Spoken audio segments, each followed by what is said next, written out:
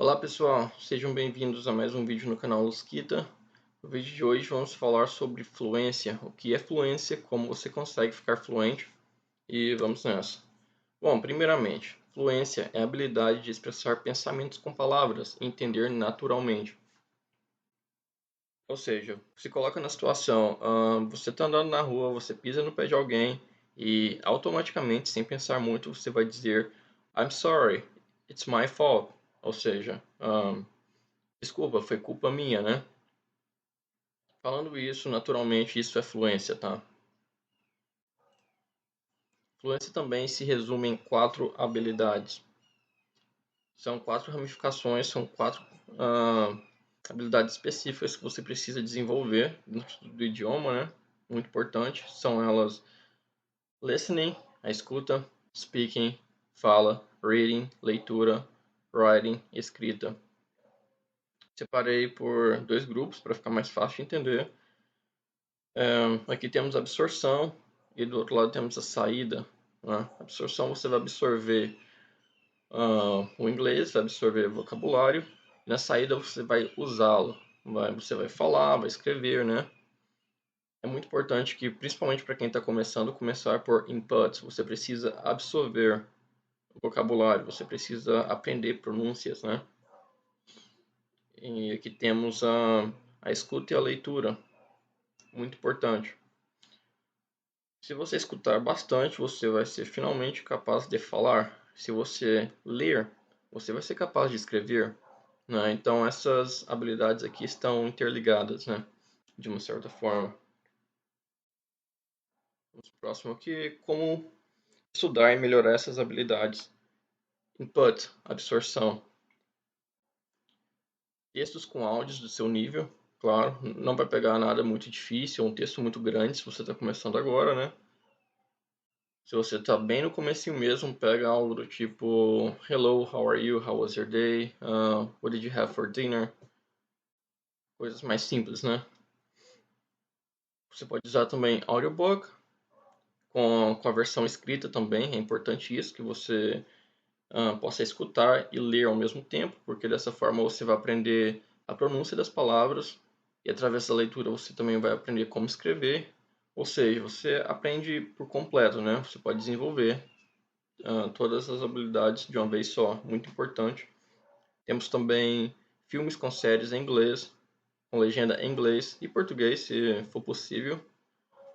Às vezes você consegue ter os 2 idiomas na legenda ao mesmo tempo, isso é perfeito. E também é importante você intercalar, você pode assistir um trecho da série que você gosta em inglês com legenda em português e depois assiste com a legenda em inglês. Não precisa ser um episódio inteiro ou um filme completo. Pega ali a sua cena preferida, que você de preferência que você já praticamente assistiu bastante, já sabe as falas, né? Fica bem mais interessante, bem mais fácil. Você também pode usar músicas lentas e fáceis, se você é uma pessoa que gosta bastante de música, né? E, claro, aplicativos de aprendizado, como o Duolingo, que te ajuda, por exemplo, a adquirir vocabulário, né? É muito importante, muito bom mesmo. Aqui temos output, saída. Output é o que as pessoas, pelo menos a maioria das pessoas, evitam bastante, por ser a parte mais frustrante do aprendizado, né?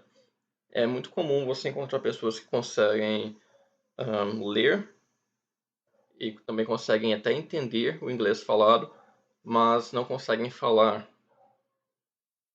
Então, porque eles evitam bastante a fala, né? Você precisa praticar conversação. Você precisa falar mesmo que errado, ou seja, fale bastante, tá? E assim você vai moldando a sua pronúncia e logo você vai ser capaz de pronunciar várias frases, vai estar falando fluente e tal. Repetição de textos ou legendas. Ou seja, você está fazendo esse estudo aqui, pode até fazer isso junto, tá? Você vai assistir um pedacinho ali, um trecho da sua série preferida com legenda, assiste algumas 3 vezes, mais ou menos, umas 3 vezes e depois começa a repetir. Você pode pausar e repetir frase por frase, tá? Isso vai te ajudar bastante. Tenta comparar também a sua pronúncia com a pronúncia do ator, do falante nativo, né? Próximo passo, você precisa falar, falar, falar até a sua língua doer. Você também precisa falar, hablar, você precisa explicar o English. Gente, tem que falar bastante, fala mesmo. Não importa se você não vai soar certo ou bonito no começo, mas é assim que você vai moldar, né, a sua fala. Sei que é bem frustrante no começo, é muito chato mesmo, mas é isso, não evita, não fica com vergonha. Você precisa falar bastante.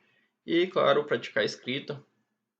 A escrita, eu sei que nos dias de hoje é muito comum que, até no português mesmo, muita gente não sabe mais escrever porque tudo está digitalizado, né? Então você tem ali corretores automáticos e tal, então seu cérebro não se esforça tanto para aprender a escrita, né? E no inglês não é diferente. Muitas pessoas aqui têm a soletração péssima, tá? Mas por ser uma pessoa tradicional, eu diria, depois que você já está bem na sua escuta e na sua fala, é interessante sim aprender a escrever, tá?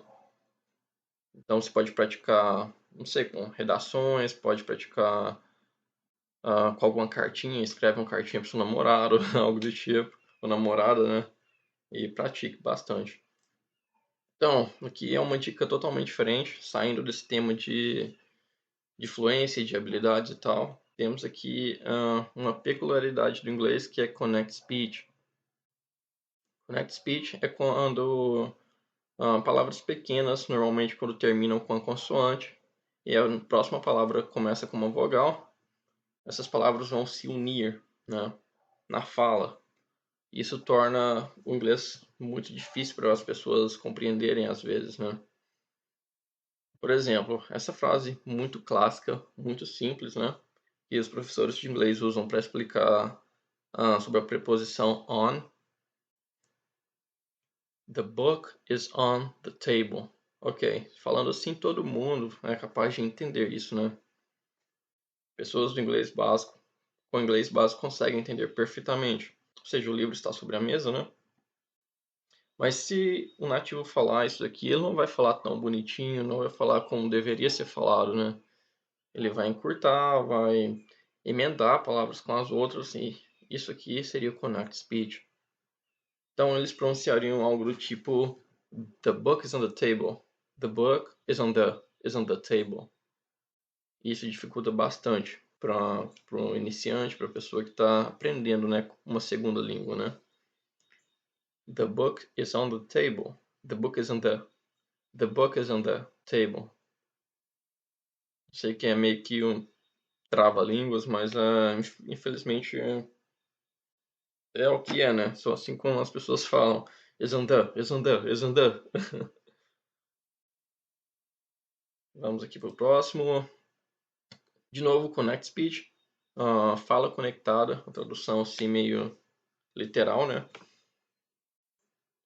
Get out of here seria get out of here. Mas ninguém fala bonitinho assim, nem mesmo os britânicos falam get out of here. O americano muitas vezes vai usar quando tem um som de T, eles vão colocar um R e eles falariam algo do tipo get out of here, get out of here. Então, get out of here se tornaria get out of here, get out of here. Né?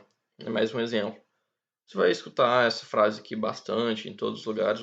É uma frase muito usada, muito básica também. Né? Que seria o sai daqui ou cai fora, né?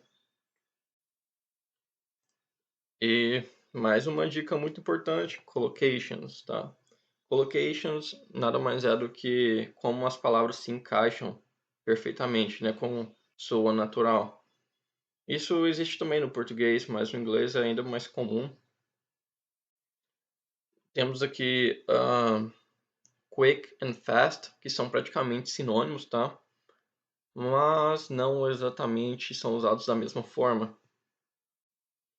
Você provavelmente já ouviu fast food, que seria comida rápida.